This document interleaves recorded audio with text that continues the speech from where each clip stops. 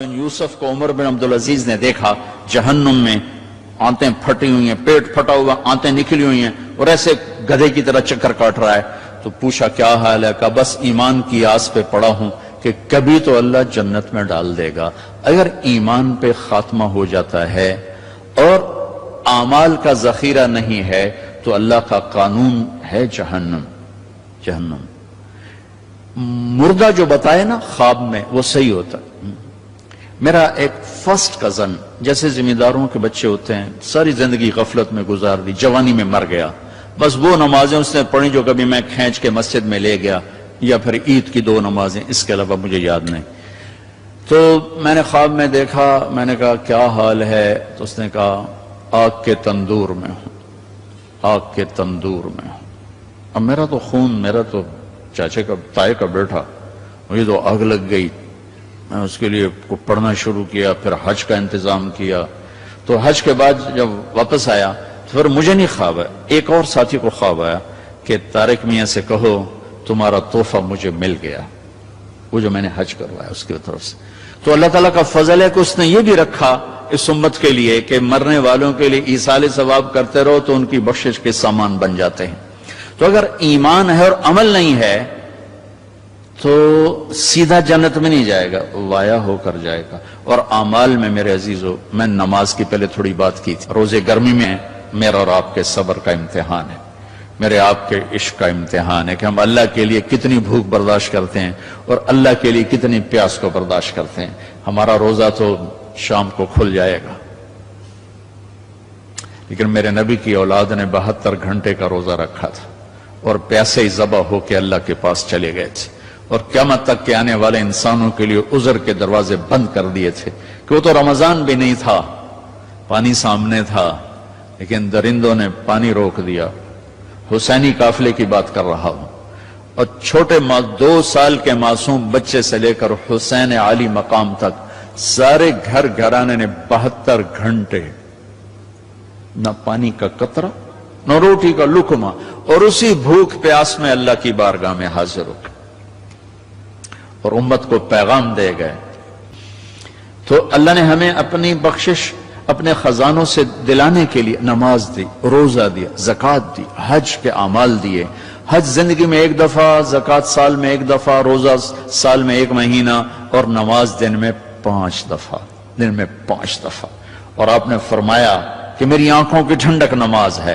اور اللہ نے آسمان پہ بلا کے 50 نمازیں دیں. 50. اللہ کو پتا ہے 5 دینی ہے، اللہ کو پتا ہے انہیں 5 نہیں پڑھنی ہے، 50 کی تو پڑھنی ہے، ٹھیک ہے، نہیں اللہ 50 دے رہا ہے. اور میرے نبی کا مقام رضا ہے، تسلیم ہے. میرے نبی نے نہیں عرض کی یا اللہ اب یہ 50 کیسے پڑھیں گے؟ کہ ٹھیک ہے میرے رب میں راضی ہوں. واپسی ہو گئی. جب اللہ میں نے یہ کہیں پڑھا نہیں واضح کر دوں، لہٰذا میری بات غلط بھی ہو سکتی ہے 100%، اور ٹھیک ہونے کا بھی امکان موجود ہے.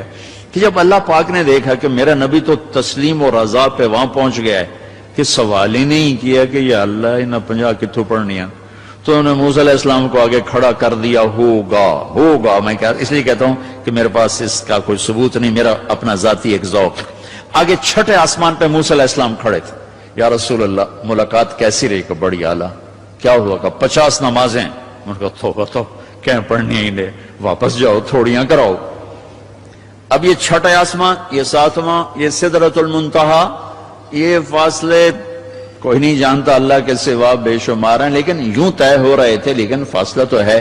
واپس گئے تو اللہ نے 5 گھٹا دیں، 45 نہیں گھٹائیں. اچھا بھائی میرے حبیب 5 کم کر دیتے ہیں. آنا جانا 9 دفعہ واپس بھیجا. 9 5 45. واپس جائیں یا رسول اللہ، واپس جائیں یا رسول اللہ، واپس جائیں یا رسول اللہ. اور ہر دفعہ 5 5 5 5. پہلے 5 کیوں نہیں دی؟ اور واپس گئے تھے تو 45 کیوں کم نہیں کی؟ ہر دفعہ بلا رہے ہیں بھیج رہے ہیں، بلا رہے ہیں بھیج رہے ہیں. اچھا 5 5 5 5. صرف آپ کو نماز کی اہمیت بتانے کے لیے کہ کتنا عظیم عمل ہے.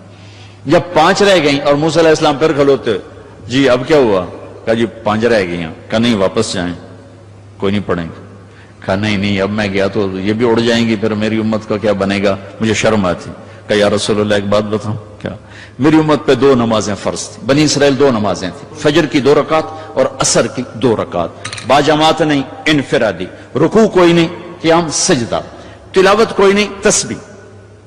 قرآن میں آتا ہے ورکعی مع الراکعین، حضرت مریم کو وہ ورکعی سے مراد رکوع نہیں، جھکنا مراد ہے کہ جھکو اللہ پاک کے سامنے۔ رکوع ہمیں ملا، نماز میں تلاوت ہمیں ملی، اللہ اکبر ہمیں ملا، کسی امت کو اللہ اکبر نہیں ملا، کسی امت کو رکوع نہیں ملا، کسی امت کو تلاوت نہیں ملی، وہ اپنی کتاب کے حافظ نہیں ہوتے تھے، ہم اپنی کتاب کے حافظ ہوتے ہیں۔ ہمارا بچے سے لے کر بوڑھا، مرد سے لے کر عورت جو یاد کرنا چاہے، میرا شاگرد میرے یہاں مدرسہ میں اس نے 29 دن میں قرآن یاد کیا، صبح سے پارہ یاد کرتا تھا اور رات کو تراویح میں سناتا تھا۔ وہ چھٹیاں ہو گئی، لڑکے چلے گئے، وہ امریکہ سے تھا تو اس کا تو واپس جانے کا تھا نہیں، اور رمضان آ گیا، حافظ کا انتظام نہیں ہو سکا تو انہوں نے کہا جی میں سناؤں گا۔ وہ فجر سے مغرب تک ایک پارہ یاد کرتا اور عشاء میں تراویح میں سنا دیتا تھا۔ 29 دن میں اس نے پورا قرآن سنا دیا۔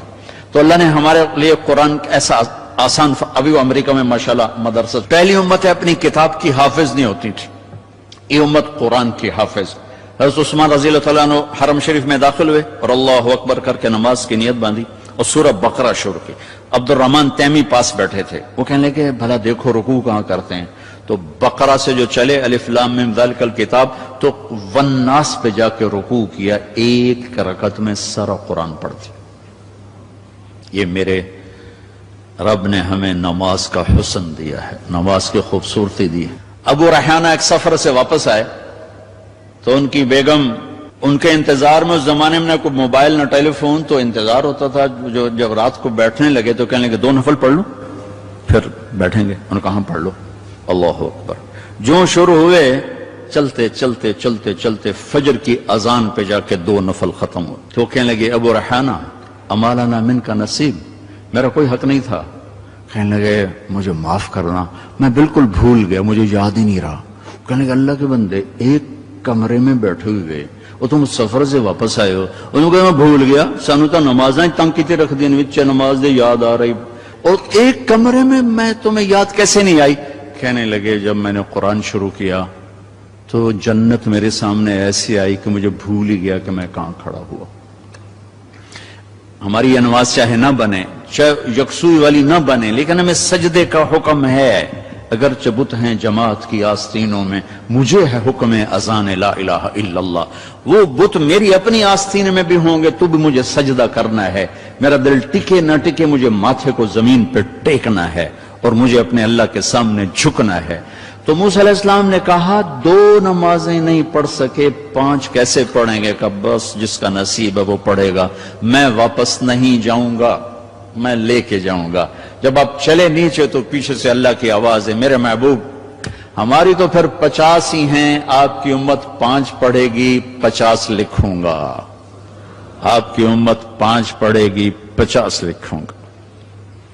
تو ہمیں اللہ نے کتنے ہمارے لیے رحم و کرم کا دروازہ کھولا کہ ایک ہمیں نماز جیسی دولت دی، پھر اس کو باجماعت مسجد کے ساتھ جوڑا، مسجد کی دوڑ لگانے کو کہا، ایک نماز سے دوسری نماز کے درمیان گناہوں کی معافی کا اعلان کیا، ایک جمعے سے دوسرے جمعے کے درمیان گناہوں کی معافی کا اعلان کیا، فجر سے ظہر تک کے درمیان جو کچھ ہوا ظہر پڑھی اللہ نے معاف فرما دیا، عصر کے تک جو کچھ ہوا عصر پڑھی اللہ نے معاف فرما دیا، مغرب پڑھی معاف، عشاء با جماعت پڑھ کے سو جاؤ، فجر مسجد میں جا کے پڑھو، ساری رات تہجد لکھی جائے گی۔ ایک آدمی تہجد نہیں پڑھ سکتا، کمزور ہے، عشاء با جماعت پڑھ لے، فجر با جماعت پڑھ لے تو ساری رات تہجد میں لکھی جائے گی، ساری رات اس کی عبادت میں لکھی جائے گی۔ اللہ نے ہمیں عبادات میں نماز اعلیٰ درجے کی چیز دی ہے۔ نماز کے بعد